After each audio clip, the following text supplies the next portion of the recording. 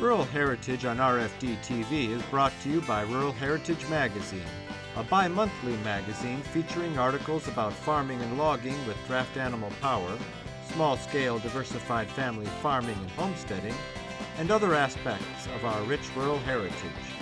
Rural Heritage Magazine, borrowing from yesterday to do the work of today. For subscription information, please call 319-362-3027 or order online at www.ruralheritage.com. Hi, I'm Joe Mishka. Welcome to another episode of Rural Heritage TV. My name is Eddie Durr. I should be the third, but I'm junior. My daddy and I had the same exact name, Ed Durr Jr. But anyway, to make a long story short, we live in Amite. I was born and raised in a suburb of New Orleans, in a town called Harahan. We moved up here about 45 years ago. I came up here at the time I was raising racehorses. I was in a running quarter horse business. But then my wife and I became Christians, and we thought that it was a little bit contradictory to raise racehorses. The only problem I had with that was I wouldn't want to be kind of halfway responsible for some man losing his home because of a gambling addiction. So that's what, it wasn't the racehorses, you know. In and of itself, running horses are not sinful. It's just the fact that people can abuse it. But I traded horses prior to that. When I lived in Harahan, everybody in the New Orleans and the surrounding area had a horse in their backyard. I don't know for a fact, but I think I was trading at least 10 horses a week, buying and selling. I'd buy maybe 15, have to cull a few, retail them back to the sale barn. But I think I amassed at least 4,000 head of horses in my lifetime. I like the rodeo. I did that in high school and college. Some semi-pro rodeos, I never did go pro. However, I think I was good enough, especially in the steer wrestling. This is factual. Steer wrestling is a timed event. It takes two people. The bulldogger is always, if you're facing the chutes, the bulldogger is always on the right. The hazer, his job is to keep the steer close enough where you could come down on the steers. And the first thing you do is gather up the outside horn, take the inside horn, press it down. That makes the steer do a complete reverse of direction. Then you go for the nose. It's all like poetry in motion. If you do it right, you could throw steers in the low threes. But way back when, I don't think the horses were as fast. We've bred faster and faster and faster quarter horses. And then my second main claim to fame, I won the Lyres contest at the Natchez Trace Frontier Festival in Natchez, Mississippi. Now that's a funny story because I was known as the most scrupulous of the unscrupulous group. They named me that because I was an honorable horse trader. But here when I went to Natchez, I went with my dad and my wife, and we went up there for the mule pull. And I was sitting in the stands thinking, well, they have a Lyres contest. I'm sure I could spin up a yarn. And I did. I spun up a yarn about the world's greatest mule. And I did. I had a black mule I loved. He had a white muzzle, and he was built like a horse. He didn't have that big Roman-nosed donkey-looking face. He was a beautiful mule. But he was so humble, and I could rent him out. People could put him in a buggy and put him in a Mardi Gras parade. Anyway, the basis of the story was, one day I was riding a mule. Dad had a dairy back then, and I was riding him out in the far corner of the 40-something acre that he owned at the time, and it's kind of swampy back there. It had a lot of moss hanging from the trees. And I rode that mule back there, and we waded through about 6-8 inches of water, and I got the cows moving. But all of a sudden, in my peripheral vision, I saw something in a tree. And I looked again, and I thought it was a dead-gum gorilla. And come to find out what explained it, it wasn't a gorilla, it was a chimpanzee that escaped from a traveling circus.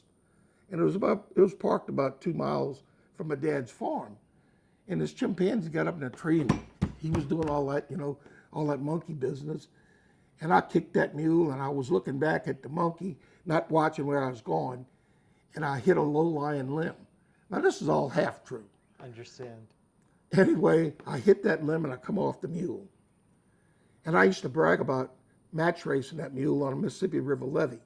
And we'd win all the match races, even riding double with a friend of mine.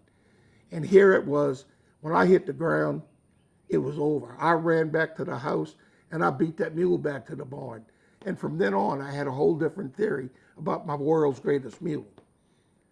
But anyway, that was Natchez, Mississippi. And I got a trophy inside to prove it.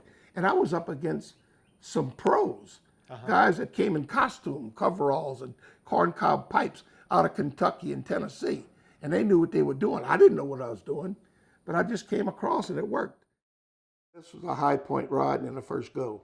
They had 2 go-arounds in the finals. This is a high point ride in the finals. So that made me the winner in a bull riding. There's another picture of it here and here. The flank came off, so I had a re-ride, and she was coming out of the chute backwards. I'd have got a re-ride anyway, not just because of the flank. But this is me marking a horse out.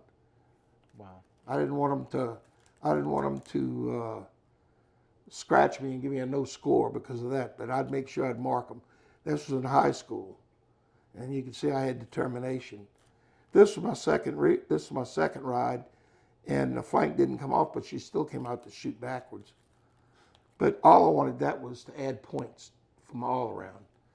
And this was sulfur, and I lifted up my leg because I could see that gate was going to crush my knee. So I bucked off right outside the gate, but it wasn't. It's because I was trying to save my butt. Yeah. This was my practice pen back of my dad's dairy.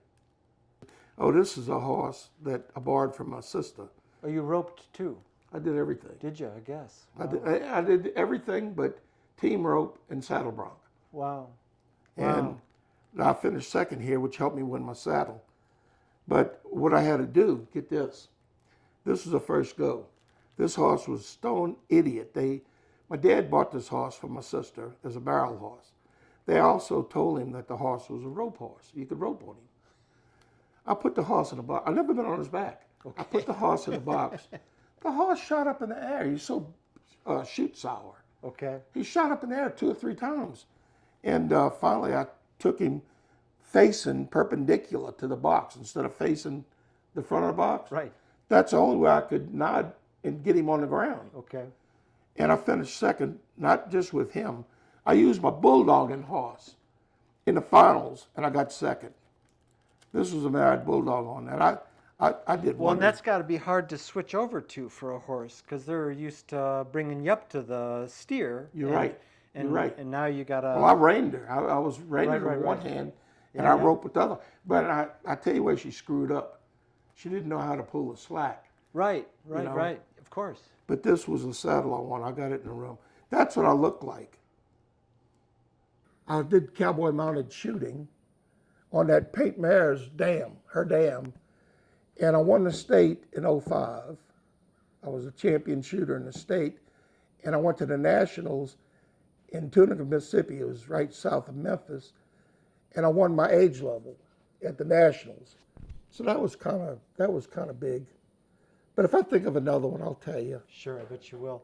Is that shooting a long gun? That's shooting pistols? Well, you can. Okay. They got the rifle shooting, but we were shooting .45s, pistols, and I chose Rugers. Of course, the big thing about that, the Rugers are heavy as bricks, real heavy guns. And I went from, I finally wound up with a 5-inch barrel, and those guns worked for me. And then you tweak the hammers, you bring it down, you put Beasley hammers on them, get them filed down where they work just right, and it's got a lower profile where you could click off 5 shots quick. My best, and usually my best time was a straight run in, and the balloons are set 21 feet apart. And they got 5 balloons, you turn a barrel, 5 more balloons on the way out. So you got to make a gun exchange. And I carried my guns on my belly.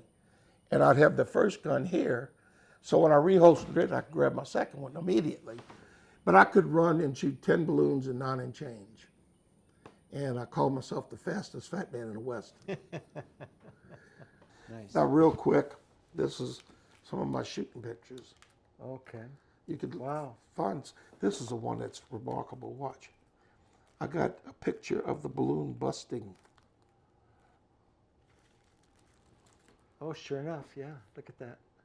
That's a great picture. Wow. So were you always riding the Pinto there? No, I had another Different horse. horses? I had another sorrel. Well, see, I was always trading. Yeah, yeah. If I made one good, I would turn it. Right, right, And right. one of the first, Same with your wagons. right. I made $1 any way I could. Right, right. And one of the things I noticed, the first time you introduce them to this, it ain't the noise.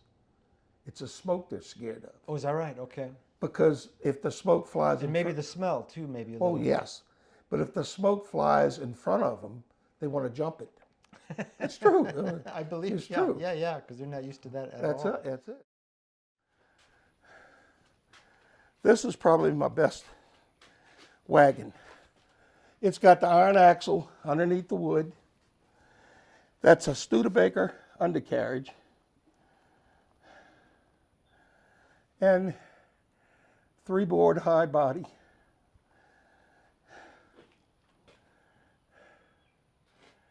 I like how massive that seat is. Yeah. Yeah. It's sturdy.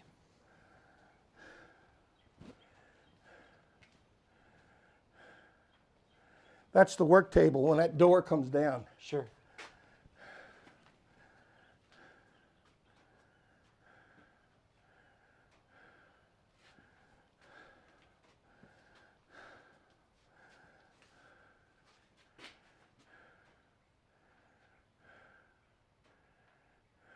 So it used to have a seat that would move. Yeah, It's a beauty. it's in good shape. I mean, all this is brand spanking new. Now this could be light sanded. I was going to varnish them, but those days are gone. Sure, sure. This here, just 2 riding cultivators. I got all kind of points for them. This, of course, is just a little Harrah, horse-drawn. This is a Royal hay press. This was made in Chattanooga, Tennessee. When I first bought it, you might still see the decal on it of a Bengal tiger, Royal Bengal tiger. Yep, I see it.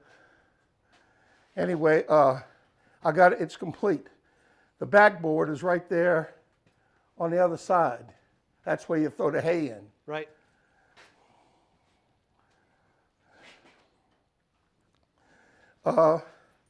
This wagon, the undercarriage is a Canadian undercarriage. I bought that undercarriage in Waverly, Iowa. And the girls and I built this body. You bought it in Waverly at the sale? I bought it at the sale, undercarriage. Yeah, yeah.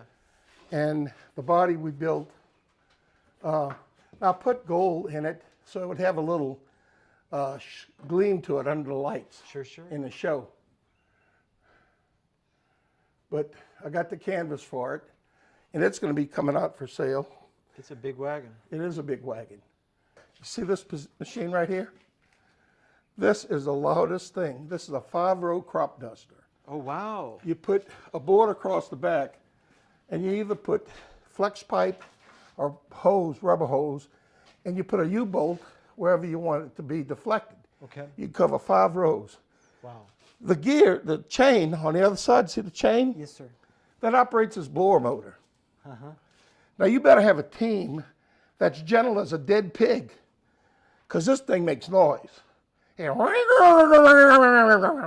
know, and if you got a team, it sounds like a jet trying to climb up those mules' butts, Yeah. is what it sounds like. Right, right. Now, another interesting feature, I got 2 rotting sulky plows. This is one 3-horse or 3-mule drawn, and this will flip a furrow to the right. The one in front of you flips a furrow to the left. It's more of an antique than this one. It's older. Yep. And That's my potato planter.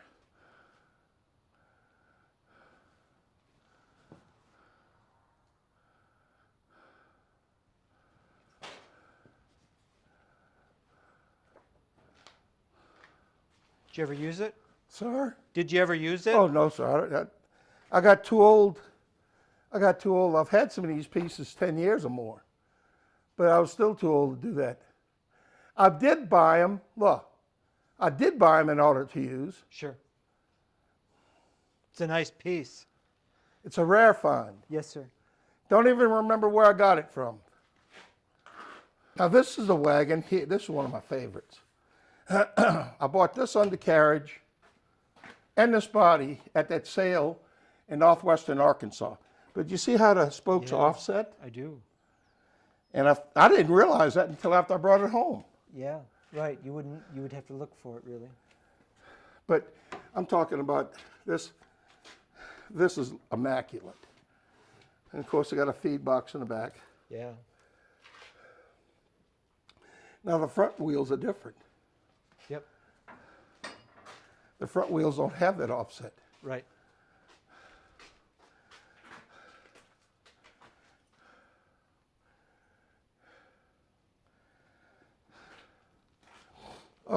Did I impress you with the quality? Yeah. Oh, yeah. Yeah, yeah. Well, Eddie, you impressed me with everything. Now look, this wagon came from Tennessee.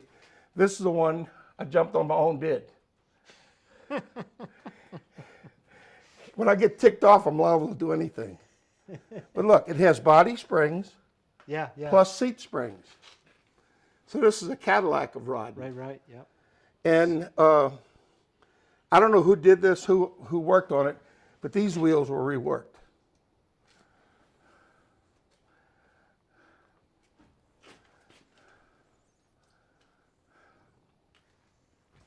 This wagon here, the body came from Tennessee. The undercarriage came from 5 miles from here. I bought this undercarriage under a dairy barn. This wagon came originally from Arizona. And a buddy of mine in Hattiesburg, Bill Van Huss, bought this wagon, brought it down here, and I got it from him. So you put the wheel lock on that one, the chain, the wheel Oh, lock yeah. chain on that one? Yeah, I believe I got one on all of them. Oh, do you? Okay. I think I didn't do. really notice. Okay. I think I do. And I like to collect stuff. I collect a lot of the state chains. Yeah. I got a big collection of single trees and double trees. Now this one had a cover. You saw it in the picture. Mm-hmm. And I jacked it up a little higher, the seat, and you can call it a prairie schooner. I got one registered Longhorn left. You know how many animals I had on 50 acres at one time? A lot. I had 20 head of buffalo, at least 6 or 8 draft horses and mules, probably more, and maybe 30 head of cows, Longhorns. This was a pair of oxen I traded for. I traded a pair of mules to a fella, Ola Gene Moran from Mississippi, and that was Johnny and Alvin. You drove them with the nasal lines? You had lines go under their nose? I had mule bits in their mouth. Did you really? I put mule bits in their mouth. Those, and I put britches on them. They'd even back a wagon. No kidding. Wow. They'd even back a wagon. I brought them to a Longhorn, wasn't a convention, it was like a field day Sure. in Mississippi. Yeah. And I hauled them up there, and they had a guy from Texas, he wanted them, so I hauled them to him. And they got a 3-pad collar on? They got a steer collar? They got a yoke. They got a yoke. Yoke, okay. They got a yoke. Of course they do, yeah. And this was part of the Wild West show. That was cowboy actors. I don't even remember their name. Sure. Now this is my chuck wagon, but it's got much bigger wheels now. The wheels makes it authentic as a Charles Goodnight duplicate, just a perfect duplication. But it didn't look good with the smaller wheels, but this is how I used it in a Wild West show. Sure. And that was the scene. That was an act after the cattle drive. We had about 20 head of Longhorns there. So we moved the cattle in and out. And this here had a 12-volt battery with a blower motor out of a car and tinsel, gold and yellow tinsel. You flip that switch and put this on, it looked just like a fire. Yeah. I'm talking about just like a fire. Yeah. And this is still for sale. I'm gonna put it in a market bulletin. I sold this to my brother-in-law. That was him there. He helped me a great deal with the show. That was my Buffalo Hunter's wagon. This is it here. That was in a Buffalo Hunter's segment of the show. And I drove the mules in the arena because I didn't want nobody to get hurt. That bull buffalo, he could have gutted a mule just like, just like nothing. Sure. And this is a parade we had in Covington. That was a team of Percherons with a circus wagon we had. They used it. They put a couple of band pieces in there. And this is a wagon that was really nice. It was almost like a home inside of it. I didn't keep it very long. And the guy who bought it let it go to waste. He thought they would last forever outside. Yeah. And this is my middle daughter. She's the vet now. That was my dad. That's my oldest daughter, Danielle. This is Christy, the same girl that's here. And the little girl behind Danielle was my baby, Becky. This is us at a parade in Covington. Now, this is, I don't know if you'd allow me to say this, but everything on a place is for sale. Okay. Except my wife. Okay. And I would consider a trade if they willing to give me boot. I told my wife I was going to say that. And I'm still here this morning. This program is available for purchase. To order your copy, please call 319-362-3027 or visit www.ruralheritage.com. Rural Heritage is a bi-monthly magazine dedicated to draft animal farming and logging, as well as other aspects of our rich rural heritage. It is published by Mishka Press, which also offers a complete line of back-to-the-land books, DVDs, and calendars. Call or write for a catalog or subscription information, or visit our website at www.ruralheritage.com.